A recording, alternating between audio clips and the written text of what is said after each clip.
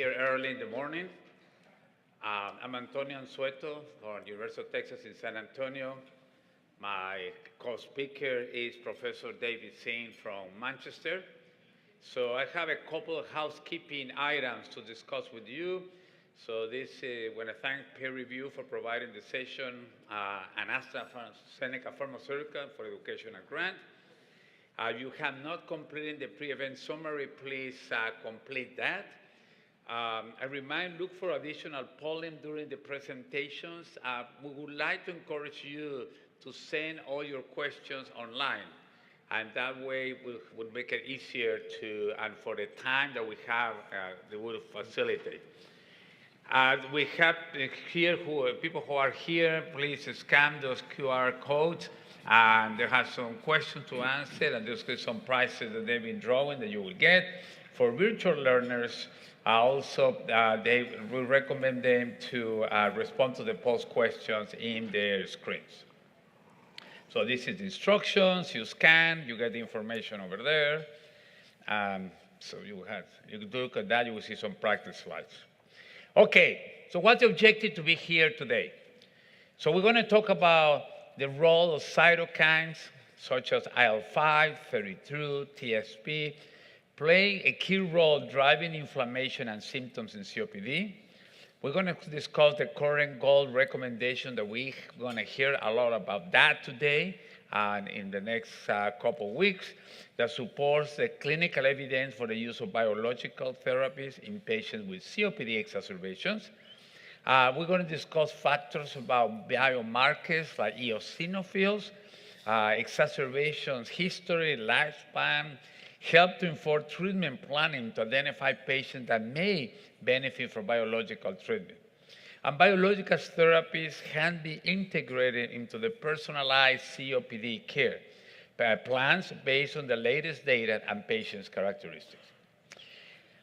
So this is me. So the reason we are here today are the data presented on these slides. The fact that a lot of people come to this Gold Conference is because we have a problem with COPD.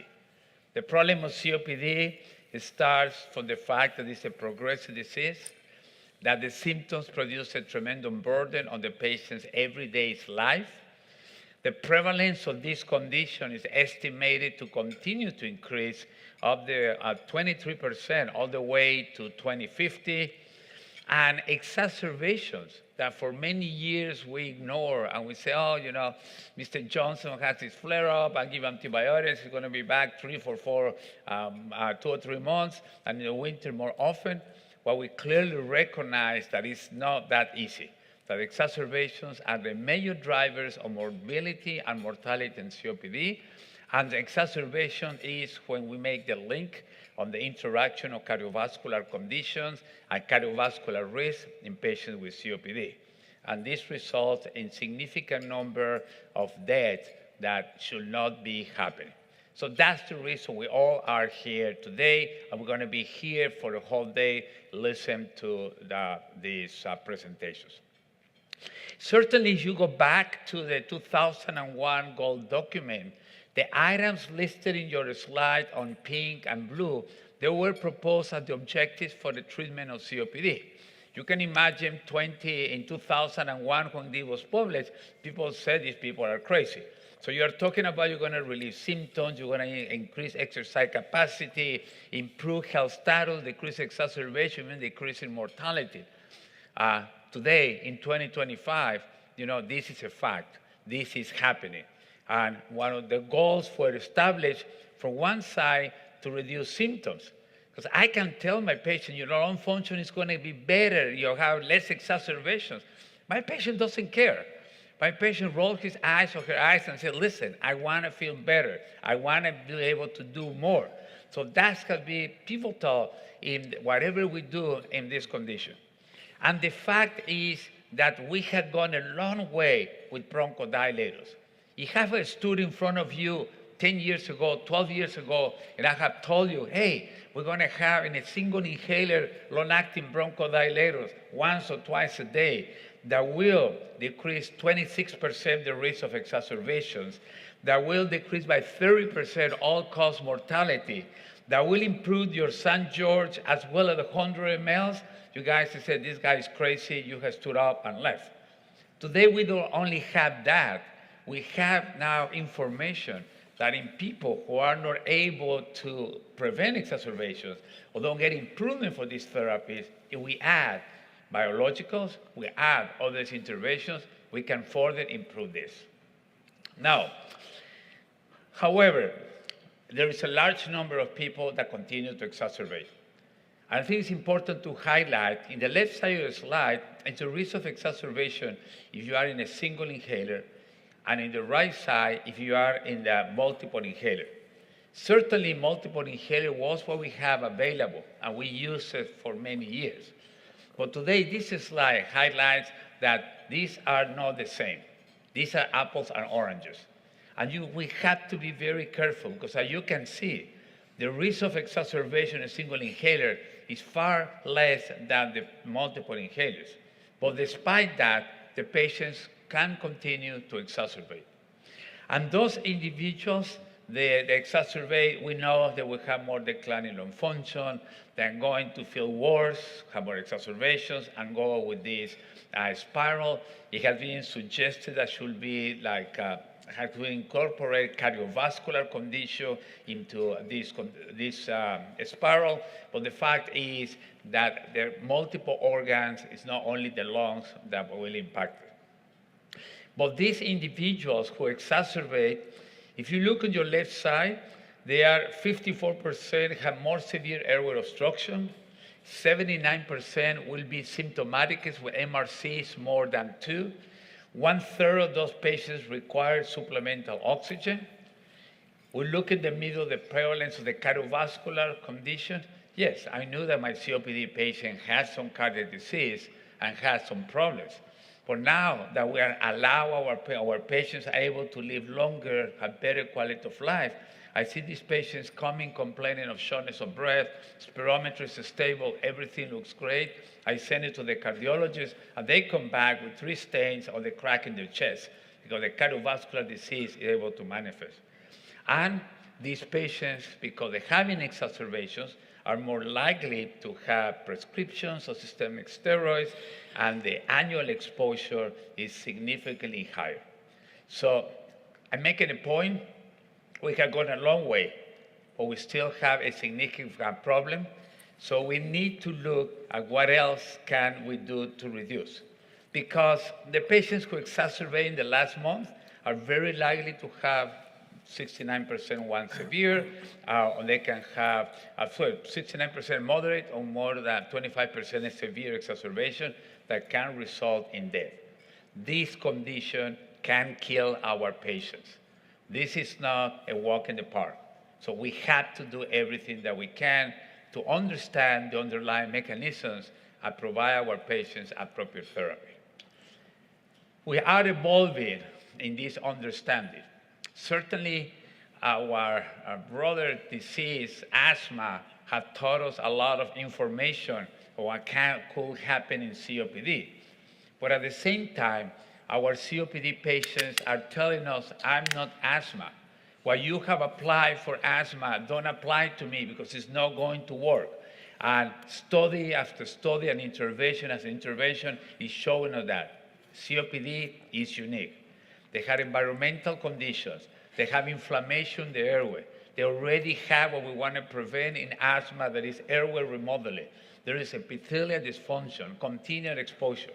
So the interventions at the inflammation level will have to be, we need to understand the mechanisms because we have to be tailored in order to work. And as you are aware, there had been multiple interventions. We have gone through different pathways and nothing has worked. So a few are beginning to show us promising. And that's what we need to bank in to understand why they work, what are the underlying mechanisms. For that, and all these slides that you have want to see a lot of that in this program, I'm going to have David Singh discuss the unlocking the potential evidence of biological therapy and COPD. David.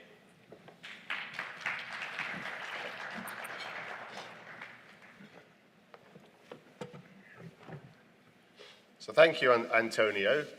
So my job for the next 25 minutes is to give an overview of novel therapies. Antonio's just talked about targeting specific pathways, exacerbation risk, and optimizing treatment in a personalized manner. And that's what I'm going to cover. So I'll begin with looking at the GOLD recommendations, what they were before the 2026 update and what they're going to look like. I'll talk about optimization of inhaled therapy and then move on to the biologics that are now approved and the biologics that are in clinical trials.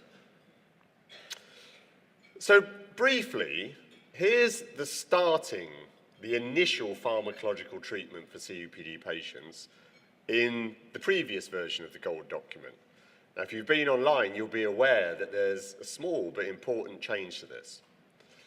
One thing to stress, and I think this is sometimes misunderstood, is that this classification system, and it says it at the top, is only to be used for patients who are on no treatment.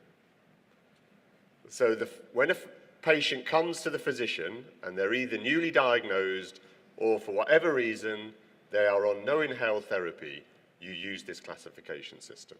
It's not for patients who are already on inhalers. So for the patient, their first prescription, you look at symptoms and exacerbation risk, and the 2026 GOLD document, now groups A and B, is for people with no exacerbations. The one exacerbation has moved up to group E, and you'll hear more about that later on. But it tells you that we as a community of physicians, we in the GOLD Science Committee, realize that we need to take a much more aggressive approach and rapid approach to preventing exacerbations as they carry, even one exacerbation, a poor prognostic value.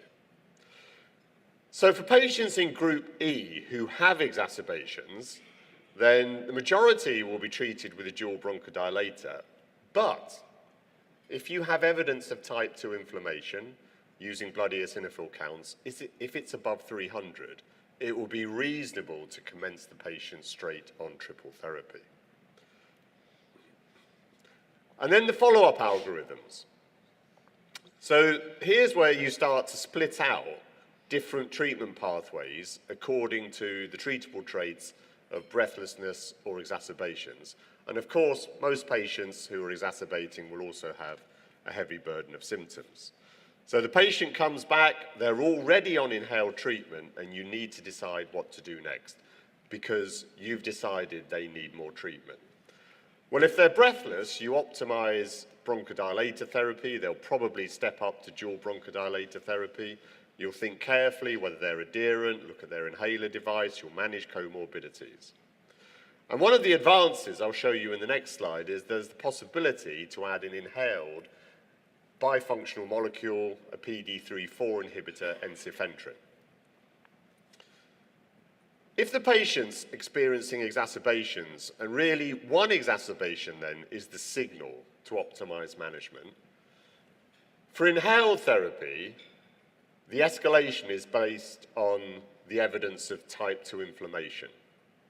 So there are various arrows here with different eosinophil thresholds, and people sometimes find this a bit confusing, so hopefully I'm going to simplify this for you now. If a patient has a blood eosinophil count above 300, you could call that type 2 high. And that's when you just go straight to triple therapy.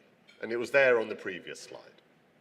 That patient, even on the basis of one eosinophil count above 300, has evidence of susceptibility to developing a high level of type 2 inflammation. If the patient has an eosinophil count between 100 to 300, there's still evidence of type 2 inflammation.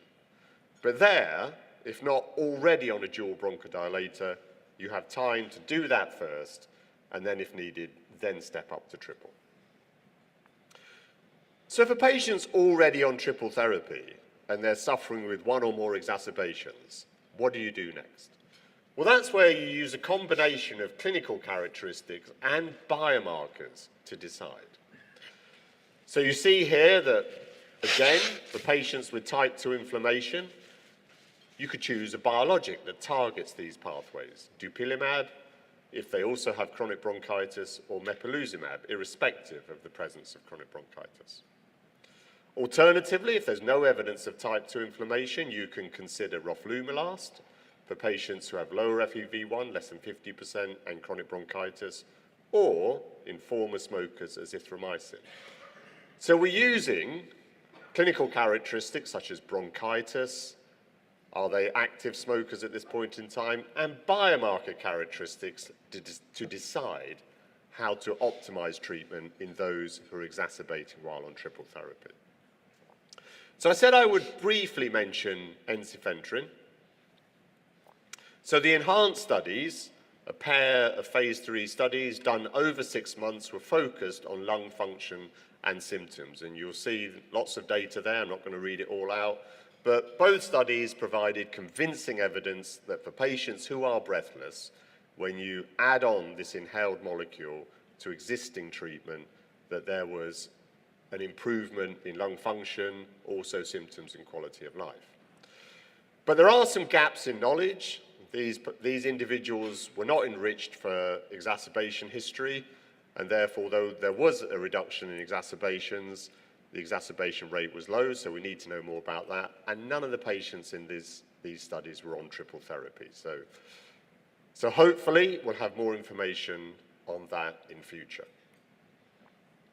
But coming back to the exacerbation algorithm then, what I articulated to you previously, for patients on triple therapy, we're using clinical information, which we call phenotype, and we're using biological information, which we call endotype. And I think sometimes these terms get slightly confused. It's the biology, the complex biology, the endotype that patients have, and COPD is a complex disease composed of many components, so patients therefore have multiple endotypes.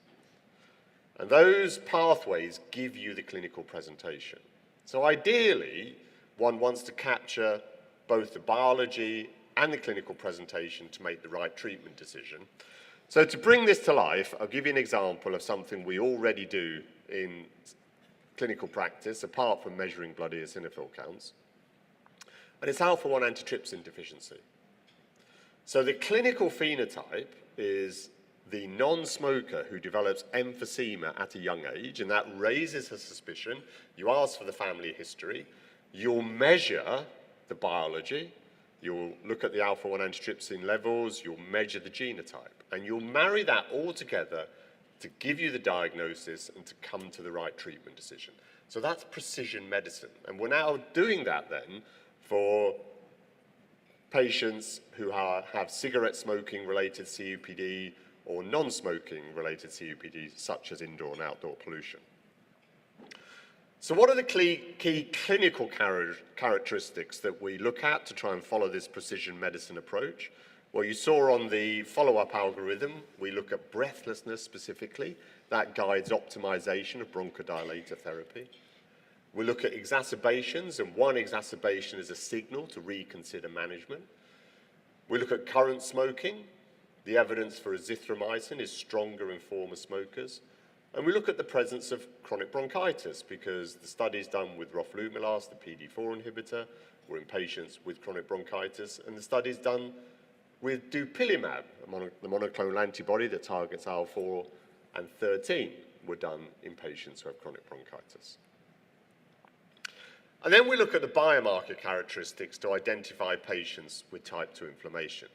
So I'll go through this in more detail, but the biologic studies with dupilumab and mepolizumab use blood eosinophil counts as an entry criteria, so above 300. Exhaled nitric oxide, there's evidence from the biologic studies that there is an enhancement of efficacy in some of the studies in patients who have higher exhaled nitric oxide. IgE in some individuals might also be useful. And all of these seem to relate to increased exacerbation susceptibility. Here's a brief summary of blood eosinophils and COPD. And this was published by some of us in the Gold Science Committee before the registration of biologics. So if we were to rewrite it now, biologics would be on there as well. But blood eosinophil counts are a continuum. The higher the count, the more likely you are to have type 2 inflammation. And I've used the phrase already. In my view, I think about it as susceptibility to type 2 inflammation. There is some worry about repeated counts, that they vary. Well, I would say that's natural. If you have a human inflammatory disease, it's never that the inflammation stays completely constant from day to day. Now, I often use this example, but if you were a rheumatologist and you repetitively measured the CRP, you would never expect it to be repetitively the same number, 30, then 30, then 30, etc. So we shouldn't expect an inflammatory marker in COPD to come back with exactly the same number. The way I think about blood eosinophil counts is they are a biomarker in the blood that tell you the patient has type 2 inflammation in the lungs. The biomarker in the blood will vary, but if you find even once it's high, it tells you that this individual in front of you has a susceptibility to developing type 2 inflammation. So you don't need to measure it repetitively to reassure yourself that it's high every single time, because that won't happen. Now, at the lower end of blood eosinophil counts, those patients don't have type 2 inflammation, and they represent an interesting group because some of them behave a bit more like bronchiectasis without necessarily having bronchiectasis on a CT scan. And they have a disordered microbiome with more likelihood of colonization with proteobacteria. So a brief pause. So we ask you to take this poll question. So if you could scan the barcode, or there'll be a question on your device.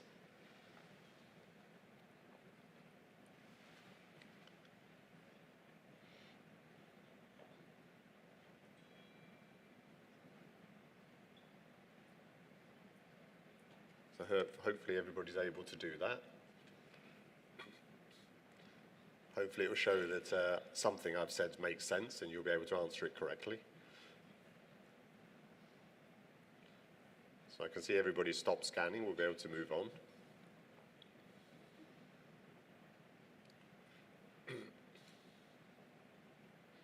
Good. So moving on, a brief summary then, that before considering using one of these add-on treatments to triple therapy, it's important to holistically assess the patient. Clearly the history of exacerbations is what we commonly use to think about future exacerbation risk. But patients with lower lung function, they also have a higher exacerbation risk. But remember, even patients with mild to moderate airflow obstruction do exacerbate. Those patients with more symptoms seem to have a higher risk of exacerbations.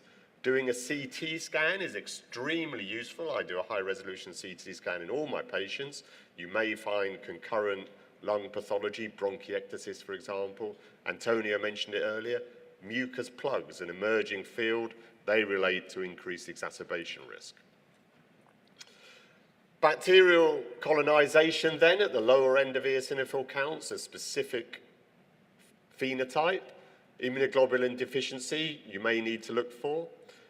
Other comorbidities, such as reflux, airway collapse, and then biomarkers, type 2 biomarkers. So this represents a more comprehensive assessment that we should be doing. So for the patient, during follow-up, we want to do those clinical assessments. We want to judge their exacerbation risk. We want to make sure that the triple therapy that they have is optimized. Is it single inhaler triple therapy? Are they on the right device for them, a dry powder, a metered dose inhaler? Do they understand how to use it? Is adherence good? All these things. And then we want to assess for type 2 inflammation. And for those who have a single blood eosinophil count above 300, that would make you think about using a type 2 biologic. So here are the two biologics that have achieved regulatory approval. I've listed out the studies, the phase 3 studies that were done. There are some similarities and differences between the studies in terms of their inclusion criteria. So all the studies were done in COPD patients who were already on triple therapy, and they had, in the past year, 2 moderate or 1 severe exacerbation. So there's some common inclusion criteria. For the dupilumab studies, the patients were also required to have a history of chronic bronchitis, so the traditional definition of 3 months in the last year of chronic sputum production. So for the mepolizumab studies, there was not an inclusion criteria of chronic bronchitis. Both studies used blood eosinophil criteria. For dupilumab, it was at screening, the blood count had to be above 300 eosinophils per microliter. For the mepolizumab studies, it was slightly more complicated. In the first 2 studies that were done, METRIX and METRIO, 2 blood eosinophil counts were done. You could either get in because you had a blood eosinophil count of more than 150 at screening, or your historic count was more than 300. So either of those 2 would get you into the study, either. Now in the matinee study, which is the most recent, slightly different. So it was more than 150 in the last year and 300 at the point of screening.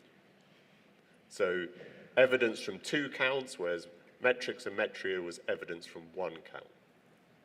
Now the indication there, the license indication in the US is written there for you, so both of them have similar indications, is add-on therapy for patients with an eosinophilic phenotype, and the dosing regimes are listed out for you. So another question. So again, if you could answer that on your device.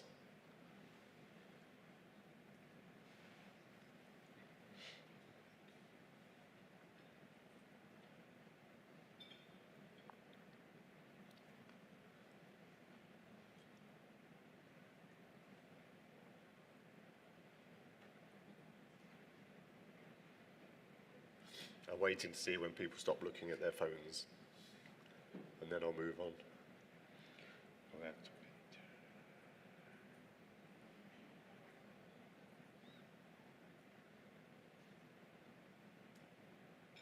Or maybe this is a long question. Look at that, you've got to be in it to win it. Ask and answer questions to earn more chances of $50.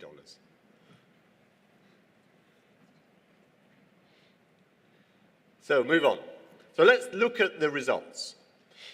So this is the pooled data from the 2 dupilumab studies, the NOTUS and BOREA studies, and overall there was a 31% exacerbation rate reduction. Alongside this, there was an improvement in lung function. So dupilumab blocks the signaling of IL-4 and IL-13. IL-13 is probably very important here. IL-13 causes a number of effects that could be relevant here. So IL-13 itself causes smooth muscle hyperplasia and constriction, also mucus hypersecretion. And blocking this then could be the reason for this improvement in lung function. What I find interesting is the lung function improvement is quite early on. You can see it as early as 2 to 4 weeks. And I think that's an effect that's independent of exacerbation prevention. Now let's have a look at the mepolizumab studies. So here are the first studies. So you can see here the studies.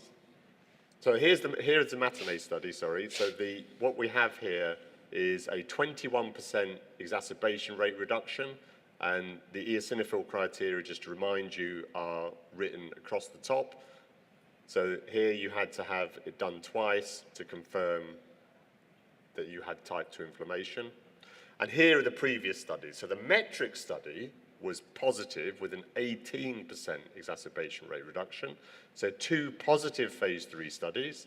The metric study was not positive. But we have two studies here showing 18 to 21% exacerbation rate reduction.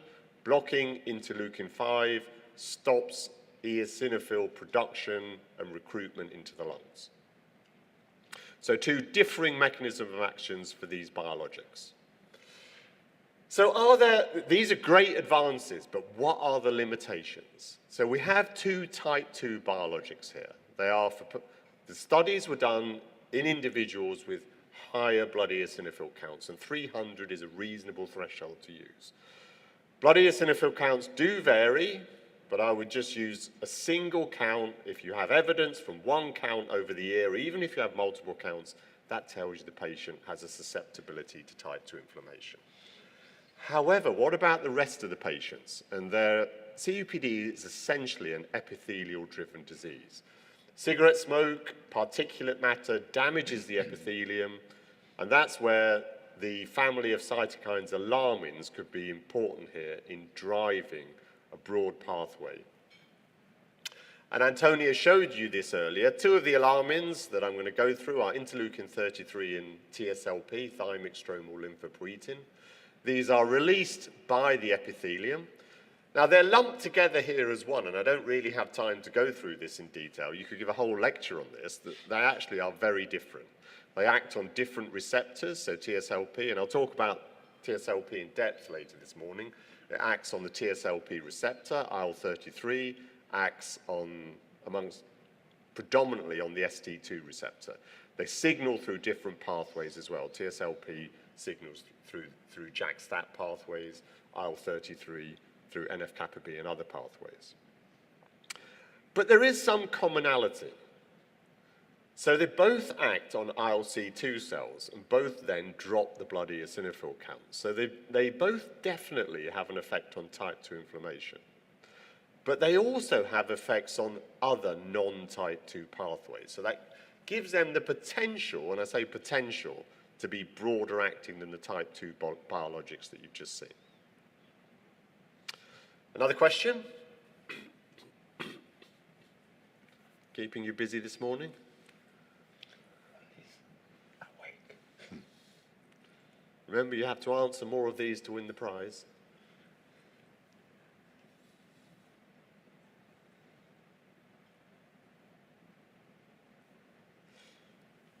So I'm going to go through the phase 2 studies that have been published for these biologics. So first of all, let's look at an anti-TSLP biologic, tezepelumab. Just a point to make about phase 2 studies, these are never definitive. Phase 2 studies are to get a signal that might give you confidence to go to phase 3 or to work out the right population. So this study, the core study, was done in patients at high risk of exacerbations. They received tezepelumab on top of triple therapy for a year. So in the whole population, there was a 17% exacerbation rate reduction. It was not significant. Now, if you were looking at this as a phase 3 study, you would say it failed. I view this study as a success. Why? As a predefined analysis, we split the patients into different subgroups, and we saw the effect got bigger with more evidence of type 2 inflammation. So remember that 150 to 300, there's still type 2 inflammation. The effect went up to 34%. And at more than 300, it was a 46% exacerbation rate reduction. No effect of cigarette smoking. At higher FeNO levels, 54% exacerbation rate reduction. No difference in those with and without severe exacerbations in the last year, but those with 3 or more exacerbations, the effect was bigger, 30% exacerbation rate reduction. And there was an almost 50% reduction of hospitalizations. So while the primary endpoint didn't reach significance, there was plenty of information that the more type 2 inflammation you had, you were more likely to respond. And the phase 3 studies are now ongoing in COPD patients with a history of exacerbations and more than 150 eosinophils per microliter. So let's look at an anti-IL-33 antibody, tozorakimab. So here, again, a phase 2 study. This is much smaller. The previous study, had hundreds of patients in it, 350. Here we have about 120 patients. It's a 6-month study, again, a phase 2 study looking for signals of efficacy. So there was a small improvement in lung function, about 20 mils throughout the course of the study. The inclusion criteria was 1 exacerbation in the last year. When you split this out for patients who had 2 in the last year, that went up to 60 mils. We also looked at COMPEX, which is symptom worsenings and exacerbations. There was a 21% reduction in COMPEX, and again, when you looked at those with 2 exacerbations, the effect got bigger. But one of the interesting things is we did a sub-study with high-resolution CT scanning, and there was a reduction, a signal for a reduction in mucus plugging. And there are biological pathways by which IL-33, so it's normally in the reduced form, but there is an oxidized form, and the oxidized form signals through the RAGE EGFR pathway to cause mucus hypersecretion. And this is potentially really interesting. So all of this in this phase 2 study for an anti-IL-33 antagonist gives you a signal of efficacy, and it tells you about a potential treatment mechanism. So there are other monoclonal antibodies that either are currently in studies or have just finished. So the Resolute study for benralizumab showed a numerical improvement, but not statistically significant. There are 4 other phase 3 studies. So for itepekimab, an anti-IL-33, astegolimab, an anti-ST2, so that's the receptor for IL-33. So 2 studies for itepekimab, 2 for astegolimab. So slightly mixed results. For itepekimab, 1 of the phase 3 studies was positive and not the other. For astegolimab, again, 1 of the phase 3 studies was positive. The other one had a similar effect size but was not statistically positive. Now, I can't go through these studies in detail because the full results are not there in publication form. These are just press releases. So hopefully we'll learn more, and it may tell us more about responder populations. So this brings me to the last slide. It is an exciting time in terms of COPD pharmacological treatment. We already have huge advance in terms of the fact that we have type 2 biologics. Moving forward, there is a need for biologics that target beyond type 2. The key to this will be patient selection, understanding biomarkers that help us find the right patients. Maybe the studies should encompass other aspects and design, such as looking at disease progression, intervening in patients earlier in the course of the disease. And there are also some studies have been done looking at patients during exacerbations. So plenty of scope for investigations in the future to optimize the prevention of exacerbations in patients with COPD. So thank you for listening, and I'm going to hand back over to Antonio, who will lead us through the case discussions.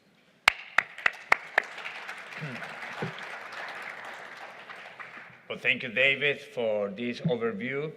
So we have some clinical cases because the bottom line is where these medications we're going to be able to use. This is a lady, a 55-year-old, happened to smoke, not smoking anymore. She has significant limitation on her physical activity despite being on triple therapy. She knows how to use her medication. And the other important issue is it keeps showing in a lot of data and studies is the continuous or the need to use of Sabbath tells you there is a problem. A person is not fully controlled.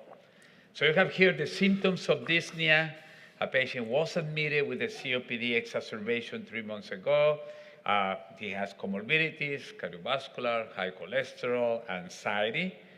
And when we do the objective assessments, the CAT score is 21, has an MRC of 3.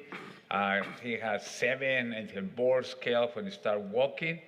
He has 5% eosinophils. Your physical exam shows you obstruction, and the CAT scans will show you upper lobes emphysematous. And her respirometry shows COPD, shows obstruction, as well as a 50% with slight, very small bronchodilator response. So what should we do in this lady? Certainly, we need to continue with her pharmacotherapy. We need to continue with the SAVAs. We need to, one of the big issues that we have emphasized in the GOLD document, and I see in my patients, even in my patients in private practices, are you taking your medications? You know, when they hit this donut hole in Medicare and the insurance changes the copayments and overnight goes from $500 to $300, a lot of patients don't do it. So I always emphasize and tell me, talk to me, you have those problems, let me know. I will get your sample, we find a way to get your medications. Because I think that could be a pivotal to understand that what's happening is a failure despite patient is optimal treatment, or it's a lack of compliance due to some other reasons. And certainly in 2025, here the consideration will be a biological. We need to remind, and we call document we emphasize, non-pharmacological pulmonary rehab. The importance of that is not only that they are in one place doing exercise, is there are people with the same condition. They are sitting next to each other and they can talk about it. Say, hey, how do you do this? Hey, how do you do that in your life? I've never been short of breath. I don't know what it means to be short of breath. I cannot advise my patients. But among them, they can talk about this. And I have many times patients come out with ideas and some things that they do that they learn from their peers in the rehab. So I think we should not underemphasize the need for rehab or support groups or place where people can talk. Diet is hot. Okay, so 4 months later, she did have a biological, comes back to see you, hasn't had exacerbations, symptoms are better. Her CAT went from 21 to 12, MRC from 3 to 7, her BORD scale had decreased, lung function improved a little bit, but I think at the end of the day, what is more important in this lady, she has significant improvement in her symptoms, that will guarantee that she will continue the treatment. And the challenge that I have in some of those patients after they've been on these medications is like, hey, do I need to continue to use my inhalers? Can I stop using my inhalers? I feel great. Well, you know, we have been there in asthma, and we try to understand at one point we need to taper that. In COPD, I don't think we're there. We don't understand, and I tell my patients, try not to use your SAVA, keep with the other inhalers. So let's show you another case. This is a gentleman in his 60s. He again stopped smoking. I think we need to emphasize this smoking cessation, although I'm 100% convinced that all my patients who continue to smoke, they want to stop, but they can't, but this is horrible addiction. But I tell them an alternative is not electronic cigarettes or pods or nicotine, stuff like that. That is not an alternative, because we don't know how much harm you can have with that. Let's try to taper down your cigarettes. So he's on triple therapy with good adherence, eosinophils 200, had 2 moderate exacerbations in the last year, has persistent dyspnea, shortness of breath. And the challenge of him is he's been treated, but he continues to exacerbate. So in a patient like John, we need to ask questions, how should we treat it? How do we need to look at it? Do we need to other medications, other alternatives in the treatment? Will he be a candidate with biologicals with a serum eosinophil of 200? Certainly, if we cannot show a higher number, the insurance will say no. I will have to be dealing with the insurance company and advocate for that. But it's also important, although the number of clinical trials that are available today for biologicals has decreased, at one point, a lot of these patients were candidates, they were willing to participate in clinical trials because it would allow them to get access to these medications as well to understand in a situation like him, he or she will be a candidate. In his case, especially with the eosinophils below. So we have alternatives. We need to look at other molecules. We don't have data that in individuals on triple therapy where you add ensifentrine, as David showed you. But in the future, we may have to answer those questions. If a biological is not an alternative, what other medications could be an alternative in an individual on triple therapy already optimized? The last lady is Sarah, who's 58. I think you notice that our female ladies are younger, and this was done in purpose, because it's important to relay the message that the epidemic on COPD is today is not in the 78-year-old male who maybe he continues or has stopped smoking. It's in the epidemic is in a lady in her 50s that for a reason we don't understand, the disease will progress and we have to intervene. She's on triple therapy, occasionally uses SAVAS, has her quizzes, cough, had one exacerbation the last year, but Sarah will continue to smoke. She tells me, I can stop, I can go through everything. I tell my patients, you must set rules. No smoking inside the house, no smoking in closed environment, no smoking around grandchildren, children. You want to smoke, go outside, try to limit as much as you can. But as we understand, is the addiction and the center is something horrible that they have to experience, knowing that something bad is going to happen today. It's like you decide, I'm going to run all the red lights of Philly in the next 24 hours. You're not going to have an accident. You're going to have a big wreck. I mean, there is impossible you not have an accident.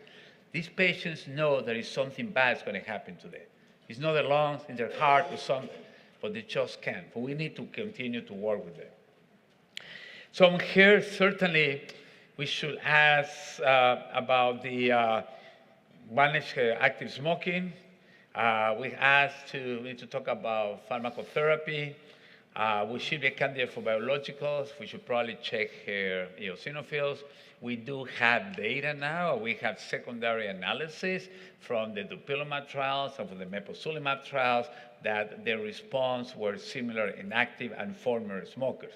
On the alarmins, there was on the phase 2 some differences, but we have to wait until the phase 3 trials to see that.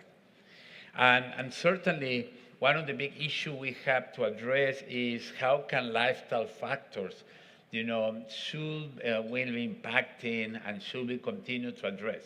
When you look at the smoking cessation studies, 80% of the patients said, my doctor, my healthcare provider knew that I continued to smoke and he or she didn't say anything. I think our responsibility is to tell them all the time, hey, those aims have to go. I have the tools to help you when you are ready to get rid of those aims. So we need to emphasize that. But so far, as the biologicals that we have available, doesn't seem to be a difference in efficacy response. So they have these cases just to make some points. If we would like to hear you, we would like to hear your opinion. Please type your questions, or you would like to go, we'd rather have you type, but if you want in person, we're happy to answer your questions. Thank you for your attention, and we want to hear from you. Let's talk about it. So that's some questions here. So we have some questions online, and we do have an online audience, which is why we're encouraging you to type the questions in so the online audience can hear our answers. So one of the questions is, which eosinophil count do you use? Baseline, during exacerbations, average, multiple? So Antonio, you presented your first case. The eosinophil count was actually done during an exacerbation. And it was a high eosinophil count. Would you consider that count is suitable for starting a biologic? Sure. So I think there's a couple issues there. The first issue is, are we doing eosinophil counts? I think that's the first challenge that we have. And in our institution, everybody who walks through the door has any respiratory symptoms. They will, part of the things that they get a CBC with differential. Because we need to understand, we need to know that. The first case, actually, those eosinophil levels were in a steady state. Now, but it certainly, it brings this issue of if sometimes was elevated 3 years ago or 6 months ago was 500. Today you check that, it's 150. What is the value that you're going to use? How does that work? And that's what I mentioned before, how asthma and COPD are different. David had publications that had looked in COPD at that variability on zero eosinophil levels. So patients can change. Conditions can be environmental conditions, other conditions can produce those changes. So we have to be aware of that. If, for example, my patient at one point was in 500, now that when I saw them it was 150, my inclination will be to say, yes, that person has type 2 inflammation. And if I don't have any additional therapy, so biological is an alternative, I will advocate to get that. Yeah, so can I just add something? Yeah. So I agree with that a single high reading then is enough to convince me that this patient has type 2 and should have a biologic. But a single low reading, it may be a false negative. So that patient may still have type 2 inflammation, and I would repeat it once or twice to convince yourself that there is no evidence of type 2 inflammation. Would you agree with that, Antonio? Well, it depends what does a single low reading means. A single low reading of less than 100 or 50, a really low level, and you repeat again, it's low, I say, no, this person doesn't have that. But the challenge is when you are between 150 and 250 in moving. It's about 250 to 200. That's the range that is a little more challenging. And I will agree. I will repeat it. Yeah. Okay. So just move on with the questions. Just doing these in order, can you comment why were the studies with Fasenra, benralizumab, so benralizumab in COPD negative, did they not select the right patients in the studies? So as David shows, there is not only one mechanism. There are three mechanisms that the studies, the reports of the study, the press release of the reports of the studies were negative. So we have to look at the data to understand.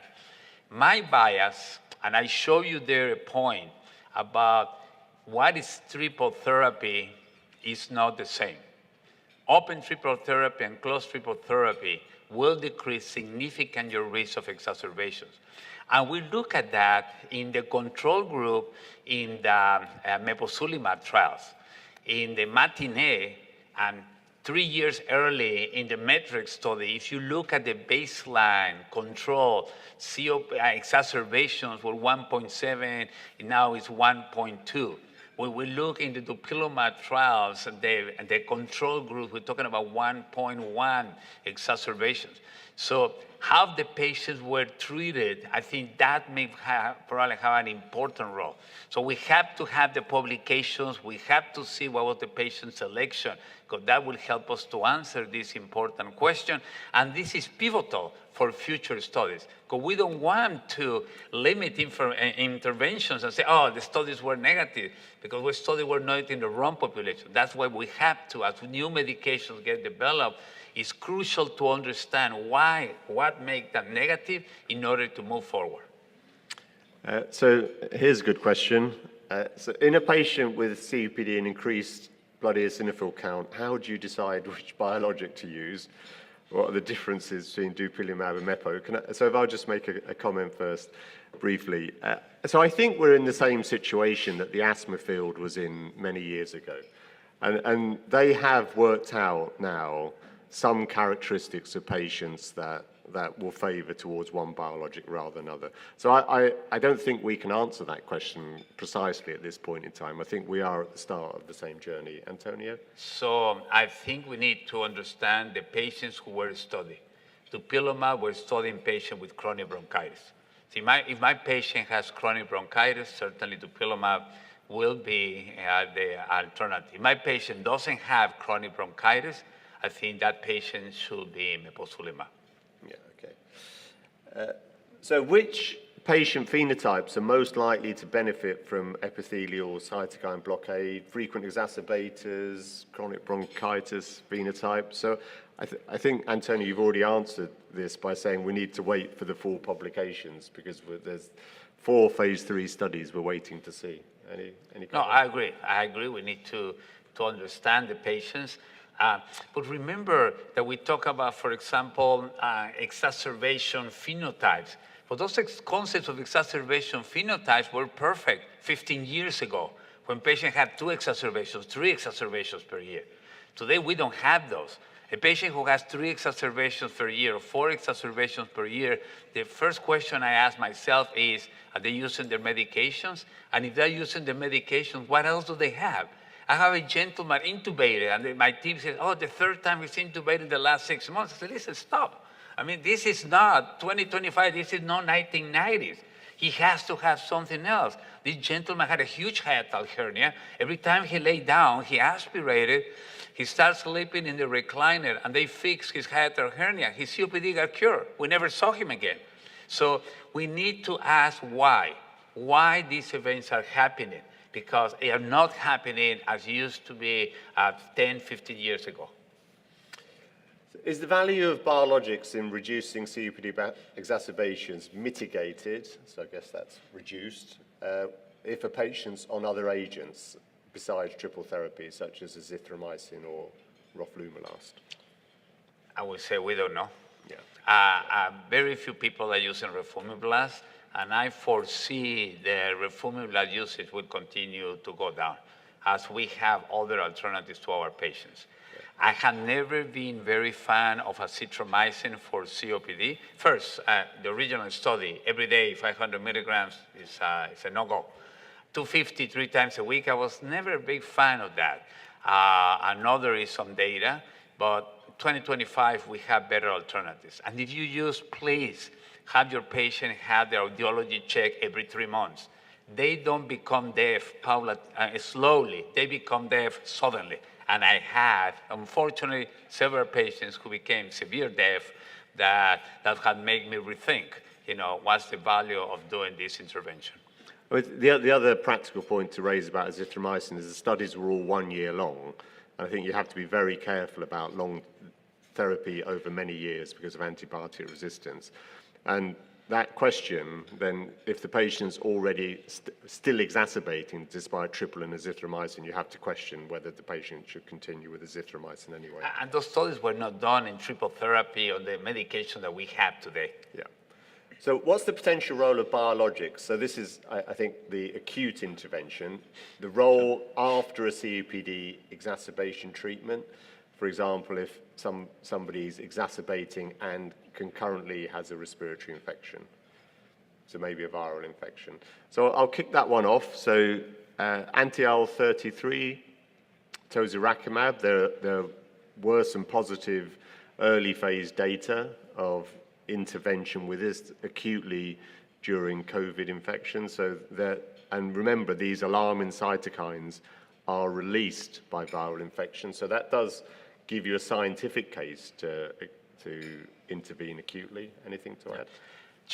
We're going to hear about this in the next 4 hours. And I see Jerry walking over here. So that tells us it's time to thank you all. Thank you for being here, for got up early. And please continue this discussion, because the objective of this presentation was to kind of warm you up, to think about it, of all that we're going to hear from the next 4, 6 hours. There's a lot, it's a big change coming in our COPD patients. Thank you very much. You all have a wonderful day.